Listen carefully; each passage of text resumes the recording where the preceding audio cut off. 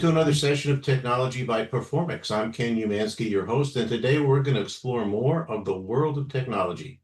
My guest today is Eli Portnoy, the founder and CEO of BackEngine, an AI-driven platform that helps organizations accelerate customer feedback loops. With a BA from University of Pennsylvania and an MBA from Harvard, Eli has built and sold multiple successful tech companies. He began at Amazon before founding ThinkNear, which was acquired by Telnev for $22.5 billion, and later Sense 360 acquired by Medellin for around $44 million.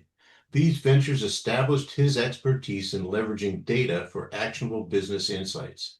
At BackEngine, Eli focuses on helping companies maintain the customer centricity of startups, even as they scale.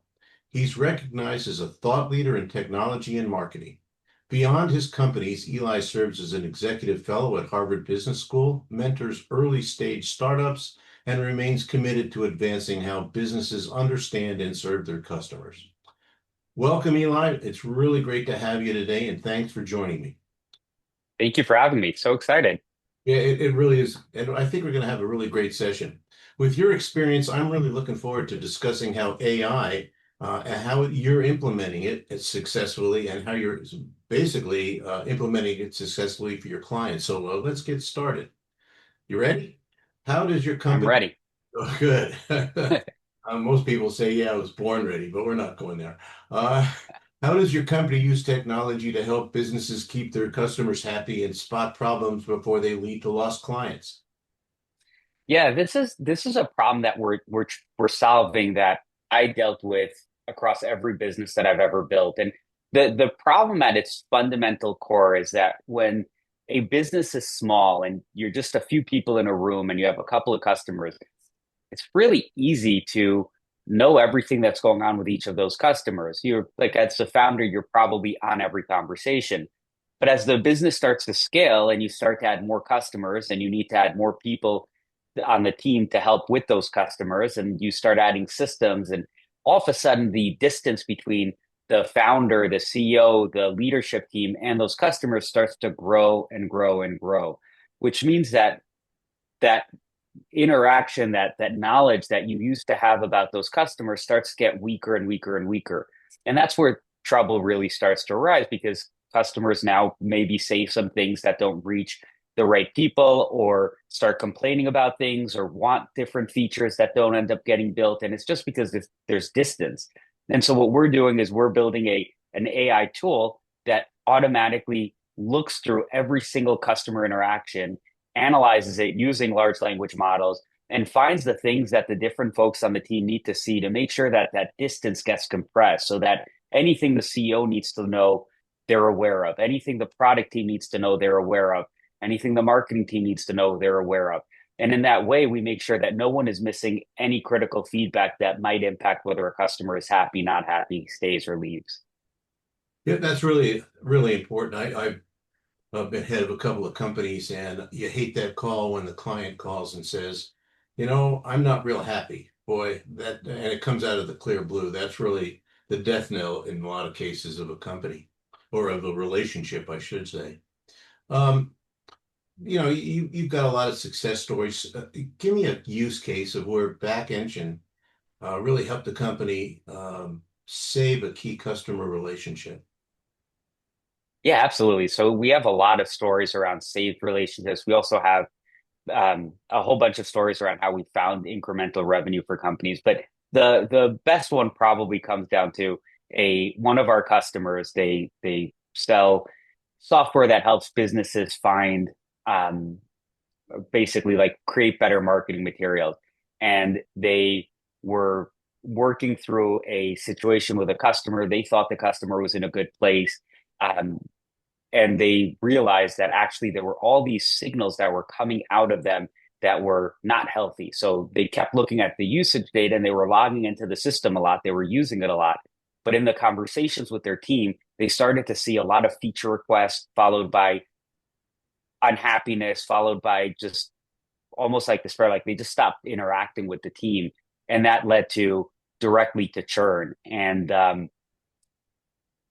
And once they started to identify that pattern, they started to look for it in other customers, and they were able to find it in a couple of other customers where it was almost like the same pattern. The customer was asking for stuff, they stopped getting those stuff, they started to express frustration, and then they stopped talking in general. And they were able to use that as a trigger to start engaging with that customer, and that speed to awareness, both that there's a pattern that leads to churn and also being alerted in real time when any customer starts looking like that pattern, allowed them to save multiple customers. So do you use technology to try and figure out, the patterns that they're seeing so that they can kind of step in and say, okay, we've got to break this pattern? Yeah, absolutely. So the way I think about our product is we're really helping companies solve two specific issues. Issue number one is that because there's distance, they're not seeing a lot of things that are happening with their customers. Issue number two is because you have so many customers and so many conversations, the human mind, even if you had access to every single interaction, the human mind can't process and understand patterns across so much data. And so not only do we help companies and executives and people on the team see everything that's happening, we also help them identify the patterns in that. So whether it's churn risks or upsell opportunities or feature requests that people want or bugs that are causing problems, we're constantly mining all of the data and finding the things that a human probably wouldn't even be able to detect, even if they had access to all the data. And we're flagging it for the different teams and really helping them prioritize what do they need to spend their time on to make sure that they're driving the most value for their customers. So do you build your own technology or do you go outside and partner?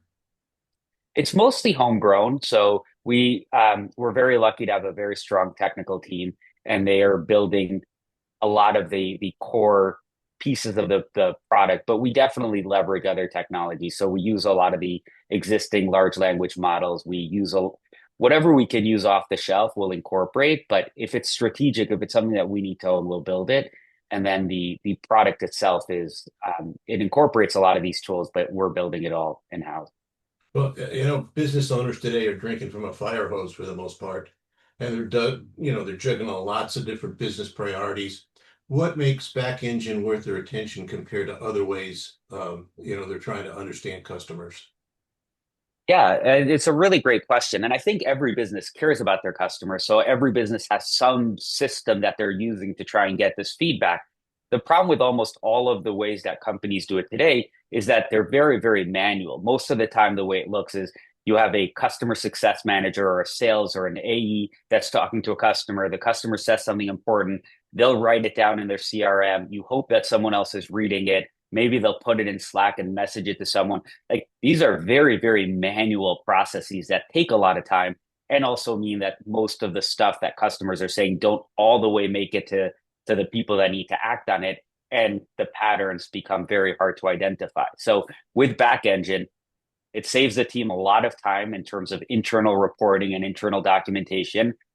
Executives and the people who need to act are seeing things in real time with a lot more clarity and depth, and you're able to identify the pattern. So, I mean, we're a new company. Clearly, businesses have been built without us, and they've done really well.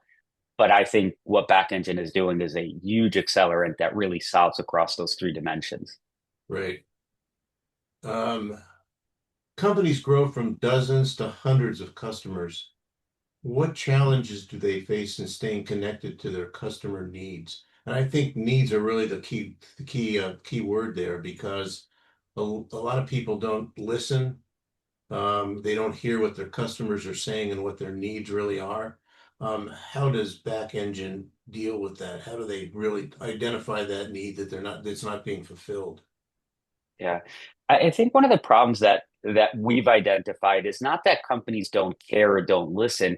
It's that it's very hard to listen correctly because what ends up happening is you end up having a couple of big customers that complain a lot, and that we have this natural bias as people that we hear that complaint and we want to help them. And because we just have a whole bunch of like recency biases built into the way we think, we end up over um, over committing to the things that we hear loudly. And so the salesperson gets off a call with a prospect who's like, this is the most important thing in the world. And then they go and they become loud internally and they advocate for it. And all of a sudden, like the whole organization is reacting to one single customer that was very loud, and not the 37 other customers that asked for something that would benefit from something that maybe weren't as loud or didn't have an internal champion.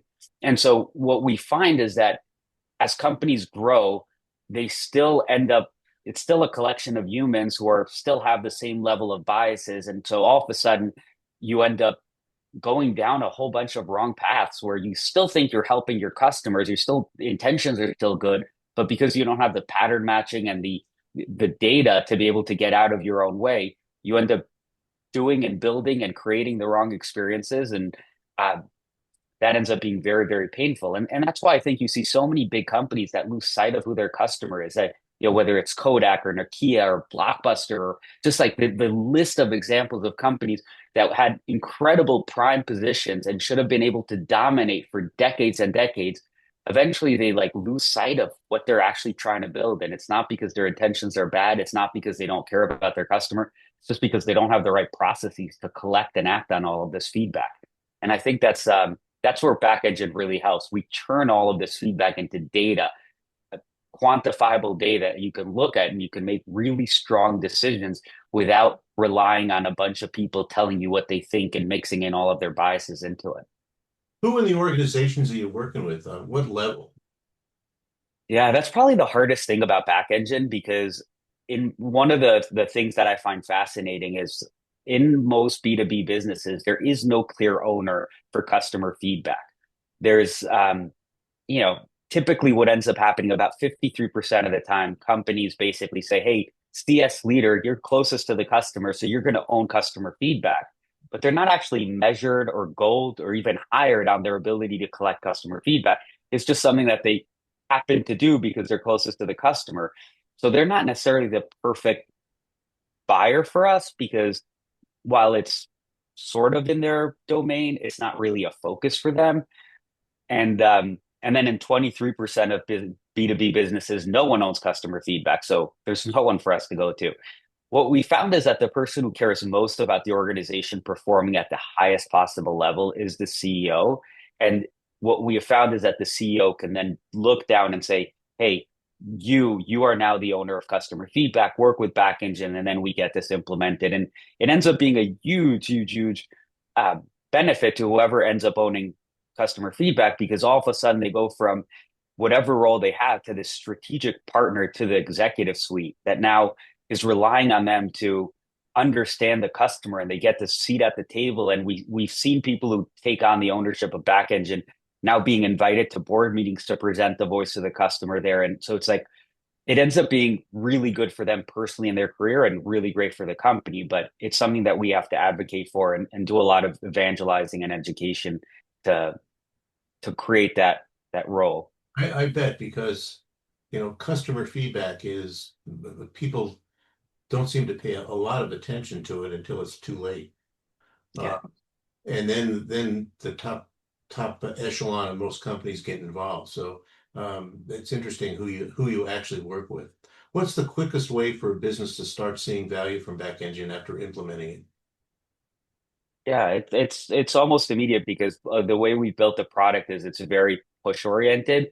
Rather than rely on people to come in and start looking for stuff and finding stuff, we're automatically capturing things and routing them and sending them to the right people. We have almost like an intelligent routing system that's finding the things that the different folks on the team need to see and getting it in front of them. The way the example I use, the way I explain it is, imagine you go to a restaurant and you sit down for dinner, and the waiter comes over, the waitress comes over, and over the course of 2 hour dinner, you're very likely to share a lot of feedback. You might talk about what dish you liked and what dish was too salty, and you might talk about that the music was too loud, or that you really like the desserts. Whatever it is, you're going to share a lot of feedback.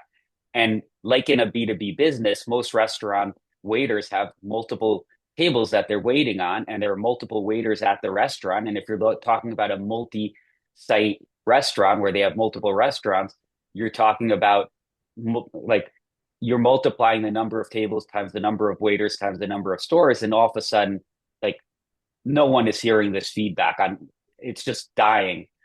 And the way back engine works in this example, would be if there was a listening device that was hearing every time I said or you said any feedback, and it was automatically routing anything I say about the food or you say about the food straight into the kitchen, into the menu planning board so that the chef sees it. And anytime someone talks about service, it goes to the manager and so on and so forth. So it's very push oriented.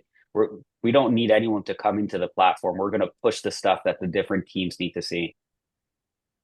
Well, thank you. We're out of time. The time goes really quickly. Thanks for helping us understand the value of systemic customer feedback and how you're using technology to achieve it. I didn't realize till I started looking at your company that with mature, timely customer feedback systems are 6.5 times more likely to outperform their competitors. I think that's really states a lot about what you're doing and the importance of it. I think you'll be getting some real positive feedback from my audience. And again, Thank thank you. you. How can our listeners contact you if they have questions? Yeah, the easiest way is they can email me. My email is eli@backengine.ai. You can also visit our website at backengine.ai. And you can find me on LinkedIn, linkedin.com/, Eli Portnoy. And I'm excited to hear from you. Terrific. Thanks again, Eli. Don't miss the next episode of Technology when we'll discuss how cutting edge technology is being implemented across many other industries and the results it's having with these companies. Again, remember to please contact Performix Business Solutions at performixbiz.com. If you need help with any technology challenge, large or small, Performix is the company you may want to call. Again, I'm your host, Ken Umansky, and until we meet again on another technology podcast, keep innovating.